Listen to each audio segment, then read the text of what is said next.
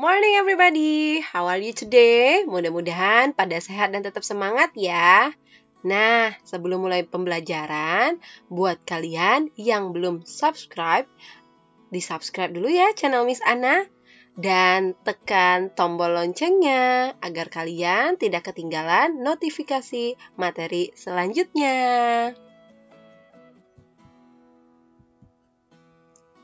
Oke, setelah kita mempelajari materi sebelumnya yaitu mengenal negara-negara ASEAN, materi di kelas 8 selanjutnya adalah interaksi antar negara-negara ASEAN.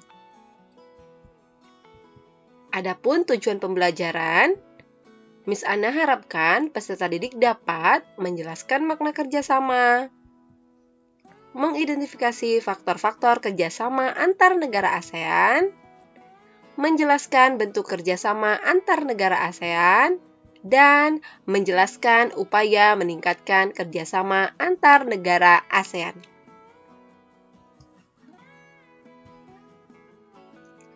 Kalian tentunya tahu ya mengenai kegiatan SEA Games yang diadakan setiap 2 tahun sekali. Kira-kira apa sih latar belakang dan tujuan diadakan SEA Games? Apakah terdapat bentuk kerjasama dalam pelaksanaannya? Hubungan antar negara ASEAN semakin diperlukan seiring dengan munculnya berbagai macam kebutuhan yang berbeda-beda dari berbagai tiap negara anggota ASEAN, mulai dari kebutuhan sosial, politik, ekonomi, dan bidang lainnya yang menuntut suatu negara untuk berperan aktif dengan melakukan kerjasama antar negara ataupun dengan dunia internasional. Sebagai contohnya dibentuklah ASEAN. Maka dapat kita simpulkan kerjasama adalah menjalin hubungan antara dua negara atau lebih demi mencapai suatu kesepakatan. Bisa ya? Lalu, kenapa sih mereka mau bekerja sama? Nah, ada yang namanya faktor pendorong. Faktor pendorong terjadinya interaksi antar negara ASEAN itu ada 2. Yang pertama, kesamaan dan perbedaan sumber daya alam. Yang kedua, kesamaan dan perbedaan wilayah atau kondisi geografis. Yuk kita kupas tuntas faktor pendorong interaksi antar negara ASEAN.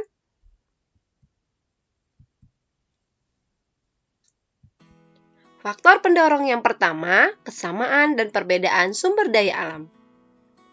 Kesamaan sumber daya alam antar beberapa negara dapat mendorong terbentuknya kerjasama antar negara.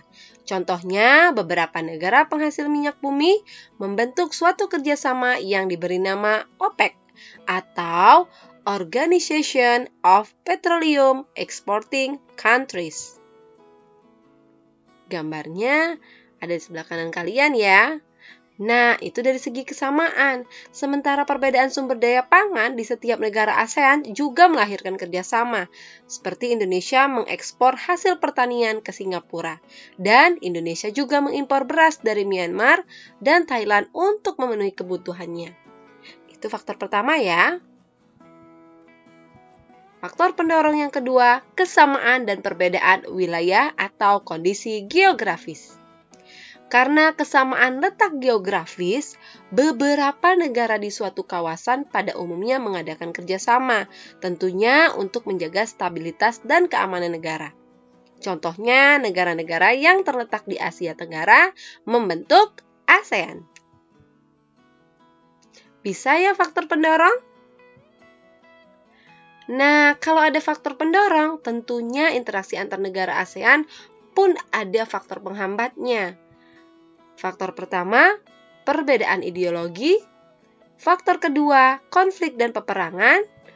Faktor ketiga, kebijakan protektif. Dan yang terakhir, perbedaan kepentingan tiap-tiap negara. Yuk kita kupas tuntas faktor penghambat interaksi antar negara ASEAN. Faktor penghambat yang pertama adalah perbedaan ideologi. Apa sih itu ideologi? Ideologi, seperti yang kita ketahui, adalah paham, ide, atau cita-cita setiap negara, tentu berbeda-beda. Namun faktanya, saat ini hampir tidak ada negara ASEAN yang menutup diri dari kerjasama antar negara ASEAN. Faktor penghambat kedua adalah konflik dan peperangan. Tentunya konflik dan peperangan yang terjadi di dalam negeri maupun antar negara sangat mengganggu stabilitas negaranya, sehingga akan menghambat kerjasama. Contohnya yang dahulu pernah terjadi adalah perebutan Pulau Sipadan dan Ligitan. Faktor penghambat ketiga adalah kebijakan protektif. Protektif artinya melindungi. Berarti kebijakan ini bertujuan untuk melindungi kepentingan dalam negeri dan meningkatkan daya saing. Misalnya, tidak menerima impor hasil pertanian karena dapat mempengaruhi kondisi pendapatan hasil pertanian di dalam negeri. Dampaknya dapat mempengaruhi hubungan antar negara sehingga menghambat kerjasama yang harmonis. Seperti kalau kita impor hasil pertanian, antara lain ada beras, gandum, gula. Yang terakhir, faktor penghambat interaksi antar negara ASEAN adalah perbedaan kepentingan tiap-tiap negara. Kerjasama dibutuhkan bagi perkembangan dan masa depan negara di dunia. Akan tetapi, dalam kerjasama antar negara, tiap-tiap negara memiliki kepentingan sendiri. Perbedaan inilah dapat menghambat kerjasama yang harmonis. Nah, itu dia faktor penghambat interaksi antar negara ASEAN. Bisa ya? Lalu kita lanjut ke bentuk-bentuk kerjasama antar negara ASEAN. Nah, perhatikan pada layar kalian ya. Ini adalah artikel bentuk kerjasama yang baru-baru ini dilakukan antar negara ASEAN, yaitu ASEAN Sepakat Perangi COVID-19. Bagaimana pendapat kalian tentang interaksi dan kerjasama antar negara-negara ASEAN dalam artikel tersebut? Dibaca dengan baik ya. Jawab di kolom komentar. Sekarang, apa saja sih bentuk-bentuk kerjasama antar negara ASEAN? Yang pertama, di bidang sosial budaya. Kerjasama antar negara-negara anggota ASEAN dalam bidang sosial dilakukan agar terciptanya kerukunan dan kemajuan bersama. Setiap negara anggota ASEAN tentunya diminta berperan aktif dan ikut serta dalam upaya kerjasama guna mendukung kesejahteraan negaranya sendiri. Kerjasama dalam bidang sosial dan budaya dilaksanakan oleh COSD atau Committee on Social Development. Adapun bentuk-bentuk kerjasama di bidang sosial budaya, yang pertama, bidang pembangunan sosial dengan menekankan kesejahteraan golongan berpendapatan rendah, perluasan kesempatan kerja, serta pembayaran upah yang wajar. Kedua, membantu kepada kaum wanita dan pemuda dalam usaha pembangunan. Ketiga, penandatanganan kesepakatan bersama di bidang pariwisata ASEAN atau Asian Tourism Agreement atau ATA. Keempat, penyelenggaraan pesta olahraga 2 tahun sekali melalui SEA Games. Dan masih banyak sekali bentuk kerjasama di bidang sosial negara-negara ASEAN. Bisa ya? Yang kedua, kerjasama di bidang politik dan keamanan. Kerjasama politik ini ditujukan untuk menciptakan keamanan, stabilitas, dan perdamaian antar negara di ASEAN. Kerjasama ini menyepakati adanya ZOPFAN, Traktat Persahabatan dan Kerjasama, atau Treaty of Amity and Cooperation, dan kawasan bebas senjata nuklir di Asia Tenggara atau Treaty on Southeast Asian Nuclear Weapon Free Zone. Selain itu juga kerjasama dalam bidang politik menciptakan Asian Regional Forum untuk membahas kasus-kasus terkini yang menjadi perhatian ASEAN. Nah, adapun beberapa contoh bentuk kerjasama di bidang politik dan keamanan, yaitu Traktat Bantuan Hukum Timbal Balik di bidang pidana, Konvensi ASEAN tentang Pemberantasan Terorisme, pertemuan para menteri pertahanan yang bertujuan mempromosikan perdamaian dan stabilitas kawasan melalui dialog serta kerjasama di bidang pertahanan dan keamanan. Keempat, kerjasama pemberantasan kejahatan lintas negara yang mencakup pemberantasan terorisme, perdagangan obat terlarang, pencucian uang penyelundupan dan perdagangan senjata ringan dan manusia, bajak laut, kejahatan internet, dan kejahatan ekonomi internasional. Dan masih banyak sekali bentuk kerjasama di bidang politik dan keamanan antar negara-negara ASEAN. Bisa ya? Yang ketiga, bentuk kerjasama di bidang pendidikan. Kerjasama bilateral maupun multilateral di bidang pendidikan terus dilakukan oleh negara-negara ASEAN demi tercapainya tujuan meningkatkan kualitas pendidikan di Asia Tenggara dan meningkatkan daya saing internasional. Adapun contoh nyata bentuk kerjasama antar negara-negara ASEAN dalam bidang pendidikan, yang pertama, Asian Council of Teachers Convention yang diadakan di Sanur, Denpasar pada tanggal 8 bulan 12 tahun 2012. Yang kedua, negara-negara ASEAN memanfaatkan beasiswa untuk belajar di berbagai universitas di negara ASEAN, contohnya Japan Scholarship Fund. Ketiga, pelaksanaan Olimpiade di bidang pendidikan atau Olimpiade Sains Nasional. Nah, itu dia bentuk-bentuk kerjasama antar negara ASEAN. Sekarang, setelah bekerja sama, apa saja sih pengaruhnya? Ada di bidang ekonomi, sosial, politik, budaya, dan pendidikan terhadap kehidupan di ASEAN itu sendiri. Yuk kita bahas satu-satu.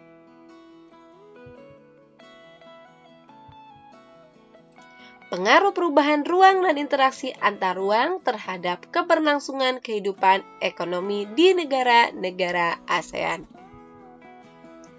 Para pemimpin ASEAN telah sepakat membentuk namanya Pasar Tunggal di kawasan ASEAN pada akhir 2015. Kesepakatan ini dilakukan agar daya saing ASEAN meningkat serta bisa menyaingi Tiongkok dan India untuk menarik investasi asing loh.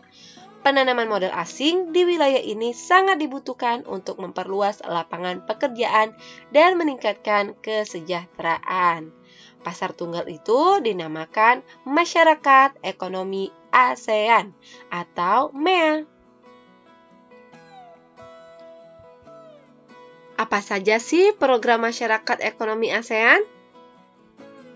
Secara bertahap, MEA membuka peluang satu negara menjual barang dan jasa dengan mudah ke negara-negara anggota ASEAN. Selain itu juga akan dibentuk pasar tenaga kerja profesional seperti dokter, ahli keteknikan, guru, dan akuntan. Bentuk interaksi ini akan membuka peluang tenaga kerja asing untuk mengisi berbagai jabatan serta profesi di Indonesia yang tertutup atau kekurangan sumber daya manusianya. Dengan kondisi tersebut, tentu menuntut semua penduduk di Asia Tenggara dapat bersaing untuk menjadi tenaga kerja di negara ASEAN. MEA membuka pasar dan lapangan kerja yang semakin bersaing, sehingga berpengaruh terhadap penyiapan sumber daya manusia. Pendidikan yang berkualitas menjadi modal persaingan dengan menghasilkan lulusan yang mempunyai pengetahuan, sikap, dan keterampilan yang terbuka berpikir global. Sehingga kegiatan ekonomi berupa produksi, konsumsi, dan distribusi semakin luas dan bersaing bebas antar negara ASEAN. Tahu ya pengaruh terhadap bidang ekonomi? Lalu yang kedua, pengaruh perubahan ruang dan interaksi antar ruang terhadap keberlangsungan kehidupan sosial di negara-negara ASEAN. Tahun 2015, ada ribuan pengungsi warga Myanmar membanjiri negara-negara tetangga, yaitu Malaysia, Thailand, termasuk kita Indonesia dengan menggunakan perahu. Pengungsi ini kemudian diberi nama sebagai manusia perahu. Gambarnya ada pada layar kalian ya. ASEAN mengimbau negara-negara anggotanya agar menerima untuk sementara para manusia perahu itu atas pertimbangan kemanusiaan. Migrasi ini tentunya berpengaruh terhadap dinamika jumlah penduduk suatu negara, baik bagi yang mengungsi ataupun negara tujuan pengungsian. Selain itu juga dapat menimbulkan interaksi sosial, seperti adanya rasa simpati dan empati antar pengungsi dan penduduk setempat daerah pengungsian. Bisa ya pengaruh terhadap kehidupan sosial? Yang ketiga, pengaruh perubahan ruang dan interaksi antar ruang terhadap keberlangsungan kehidupan budaya di negara-negara ASEAN. Kebudayaan adalah salah satu di antara 3 pilar utama ASEAN loh. Tujuannya membangun komoditas pada tahun 2015. Konferensi ke-6 Menteri Kebudayaan dan Kesenian ASEAN di kota Hue, Vietnam dengan tema meningkatkan peranan kebudayaan terhadap perkembangan yang berkesinambungan dari komoditas ASEAN menegaskan tekad semua negara ASEAN tentang satu komoditas bersama, visi bersama, dan jati diri bersama.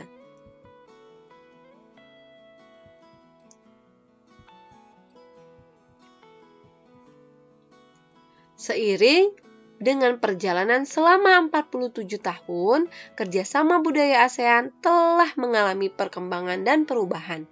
Yang paling menonjol kebudayaan sebagai faktor penting bagi pembangunan komunitas ASEAN secara berkesinambungan.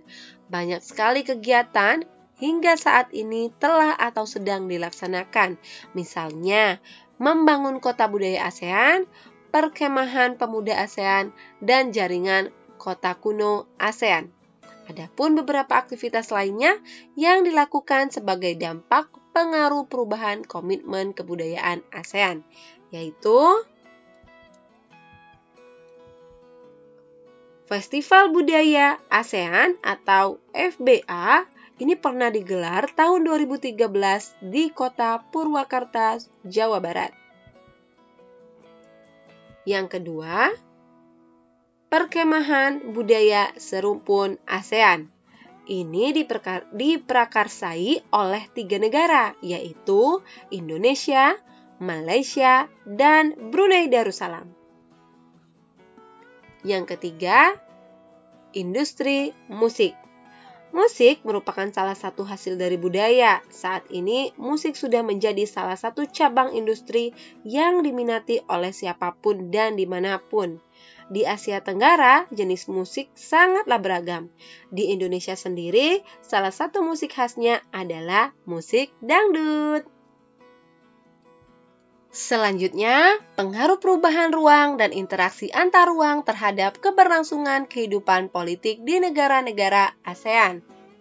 Beberapa kasus yang menjadi sorotan antara lain, yang pertama, sengketa perbatasan wilayah.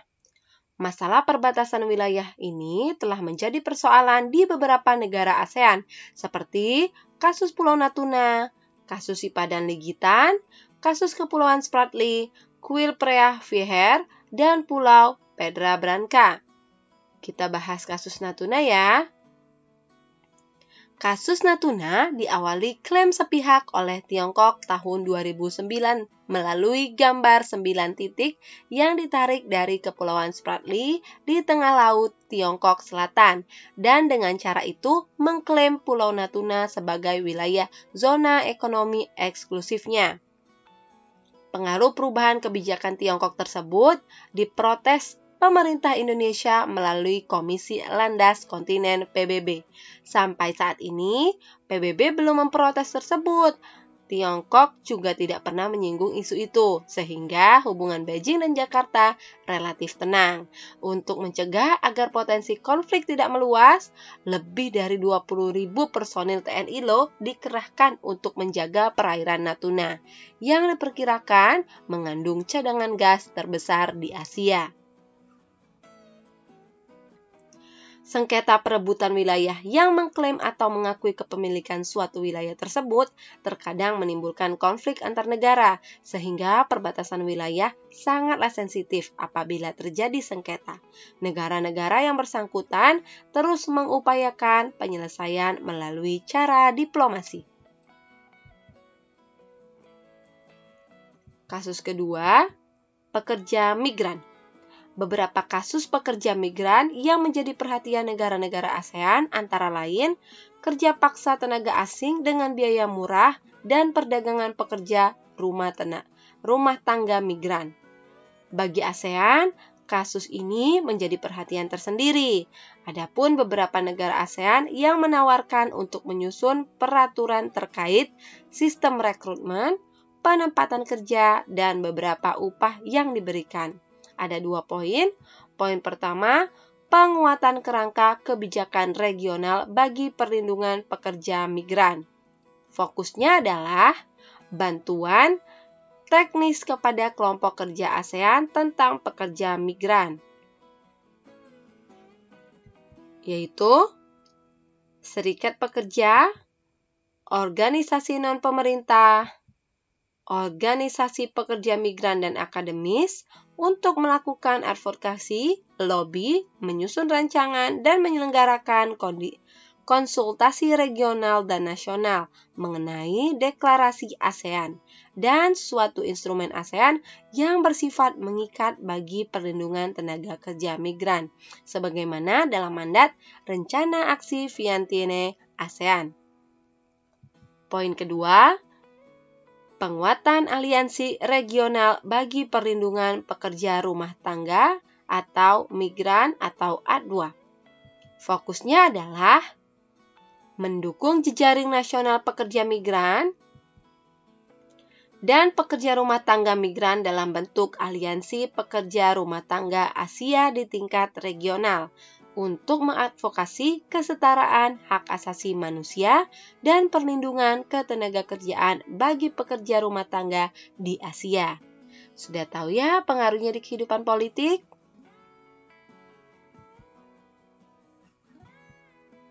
Yang terakhir, pengaruh perubahan ruang dan interaksi antar ruang terhadap keberlangsungan kehidupan pendidikan di negara-negara ASEAN.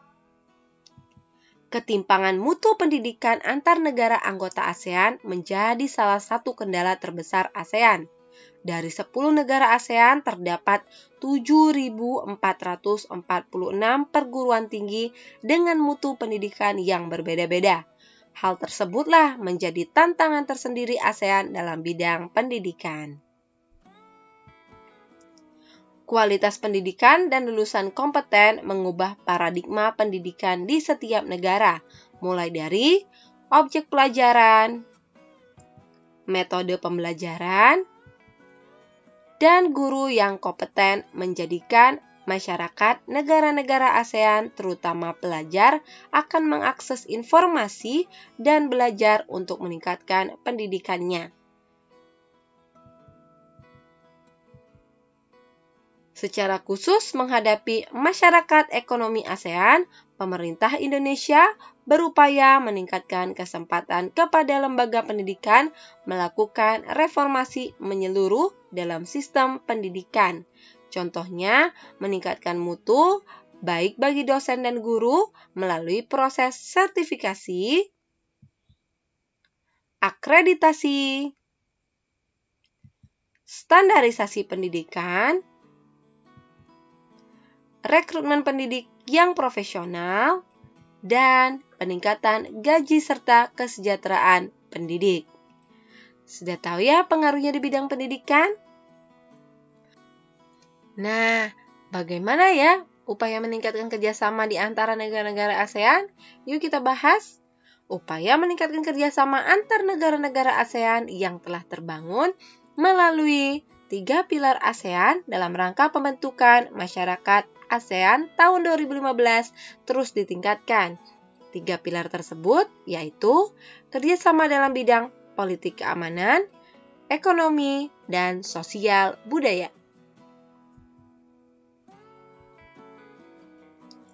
Peningkatan kerjasama tersebut memerlukan dorongan, antara lain kekompakan, konsistensi, keterbukaan, rasa kekitaan atau we feeling, saling menghormati dan kesetiakawanan sosial atau a caring and sharing community, serta dinamis dalam menjalani kerjasama.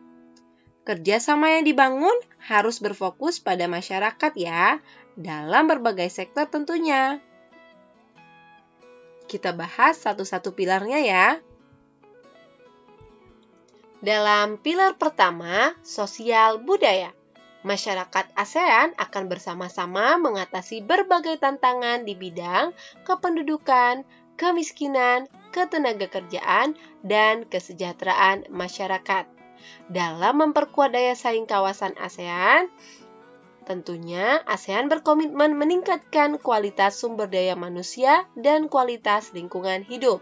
ASEAN membuka akses yang seluas-luasnya bagi seluruh penduduk di negara-negara anggotanya di berbagai bidang, seperti bidang pendidikan, kebudayaan, ilmu pengetahuan dan teknologi, kesehatan, serta lingkungan hidup. Pilar kedua, politik keamanan. ASEAN terus berupaya meningkatkan kualitas pelayanan publik melalui peningkatan kemampuan pemerintahan dan pelibatan masyarakat madani atau social society dalam pengambilan keputusan. Masyarakat ASEAN dapat lebih mengenali keragaman budaya negara anggota, saling menghargai identitas nasional masing-masing, serta mewariskan sebuah kawasan Asia Tenggara yang aman, damai, dan makmur kepada generasi penerus. Masih pada pilar politik keamanan, pada pertemuan ke-1 ASEAN Ministerial Meeting on Women di Vientiane, Laos 16-19 Oktober 2012 telah mengadopsi Vientiane Declaration on Enhancing Gender Perspective and Asian Women's Partnership for Environmental Sustainability. Dalam deklarasi tersebut merupakan komitmen ASEAN untuk meningkatkan yang pertama, pengetahuan dan keterampilan perempuan dalam bidang lingkungan. Kedua, akses kepemilikan dan kontrol terhadap sumber daya. Dan yang ketiga, pembuatan kebijakan, strategi, dan program mengenai lingkungan berkelanjutan untuk perempuan terutama yang berasal dari kelompok rentan. Selanjutnya, AMMW menugaskan Asian Commission on Women untuk mengimplementasikan deklarasi tersebut melalui kolaborasi dan koordinasi dengan badan sektoral terkait, seperti Asian Senior Officials Meeting on Environment dan Asian Committee on Disaster Management. Bisa ya? Pilar ketiga yaitu ekonomi. Pertumbuhan Indonesia masih yang tertinggi dan produk kreatif yang dihasilkan memiliki daya saing yang cukup bagus. Dalam pilar ekonomi ini, koperasi dapat dijadikan suatu program yang menarik karena sektor menengah ke bawah adalah salah satu komponen penunjang ekonomi. Nah, kalian sebagai penerus bangsa harus melangkah lebih jauh lagi dengan pembenahan tiap-tiap lini pilar. Pembenahan itu meliputi pembenahan sektor politik, kekuatan penegak hukum dan militer, penyatuan visi dan semangat kultural, pembenahan kesejahteraan sosial, dan juga penguatan ekonomi dan daya saing produk kita. Nah, demikian materi kita hari ini. Jika ada yang ingin ditanyakan, silakan di kolom komentar ya. Mudah-mudahan mudah dipahami. Dan buat kalian yang belum subscribe, klik subscribe dulu ya. Dan tekan gambar loncengnya agar kalian tidak ketinggalan notifikasi pembelajaran selanjutnya. Thank you.